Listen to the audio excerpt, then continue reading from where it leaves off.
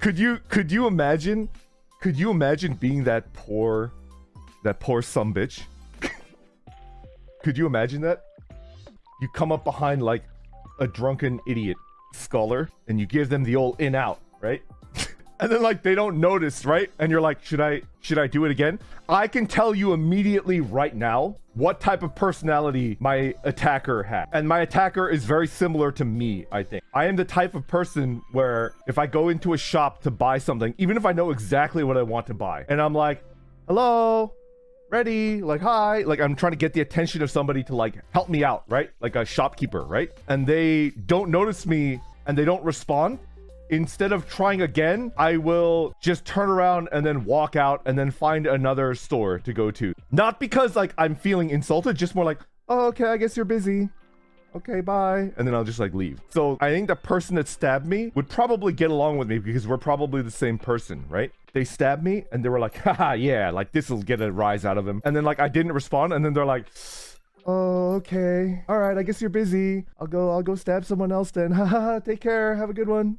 And then they just like left. How deep was it? I think it was like a 2.5-inch wound, something like that. Dude, that's deep. How did you not know? That's why, like, I'm telling you, where's the doubt? Like, nobody would ever believe this story. I went with my roommate. He went with like a new pair of shoes, like boots that he was like very proud of. We were all poor college students. And then he went out to like, you know, when you get new shoes, you're like, oh, I want to show people. And then I made a joke about the shoes. Was it my roommate? Did he stab me because like I like roasted him for his like new shoes? So I remember like we went there and then I kind of like teased him about like the shoes. And then like he laughed, but I could tell he was like a little bit hurt. He was like, oh, like take the wind out of myself. Like, oh, I feel like a bully now, right? So I remember like buying him like a beer. We continued to chat and have a good time. And then he left early. And then I stayed there to continue drinking. It was like a comic book themed bar, and there was like a bunch of like comic books that are like figures and like action figures and stuff like that. But the owner was like, I will give you like the best, like a shot of the best alcohol in the house if you lick all of these action figures. And I did it. I gave every single dusty ass like action figure on the wall like a good old lick from top to bottom. And I remember everybody thought it was the funniest thing they'd ever seen. And then after I finished, it was like, yeah! Everybody was like cheering, right? And then I was like drinking, and it wasn't a shot. The bar owner gave me like a whiskey glass, like full of like good whiskey, right? And that's the last thing that I remember. What did your roommate say? I actually did tell my roommate. I came back and I was like, boys! And they were like, I remember they were eating sandwiches, right? They were eating sandwiches, and I was like, boys, you'll never believe this. What's up, V? I was like, I got stabbed. And they were like, what? This was within a year of me disappearing and going to the bar in the middle of a hurricane. And then, you know, I pulled up my shirt and then I showed them like the sticker, like it's like a big sticker, like, and then they were like, are you shitting me? And it's like, yeah, no, like the doctor or whatever, they were like 100, like with 100% certainty, I'm sure that you got stabbed. And it was not an accident. It was definitely like a knife.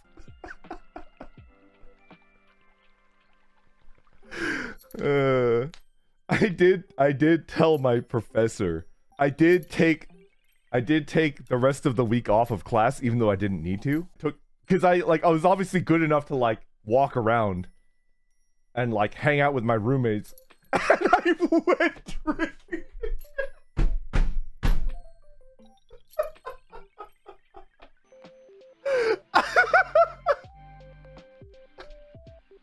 Not that night. But the very next night, the second night after, my roommates were going out to the bar and I was just like, I'm going with you. And they're like, are you sure about that? And it's like, yeah, man. Anyway, thank you for listening. I appreciate it, everybody. And if you don't believe me, that's fine. I've told people in real life before and they didn't believe me because it might be just because like I act very different in real life and I'm very like serious. And like I don't goof, like I show off like 0% of my goofiness in real life. So I only show that side to you guys, and you guys know that like I'm an idiot. So it's like you could believe that I would get into a situation like that. But in real life, I guess I'm just like a lot more serious. So it's just like I can't imagine somebody like you, that would ever get into a situation like that. Okay, we're good. We're good. All right, everybody. Take care and goodbye. Thank you for tuning in. Take care. Goodbye. Goodbye. Goodbye. Goodbye.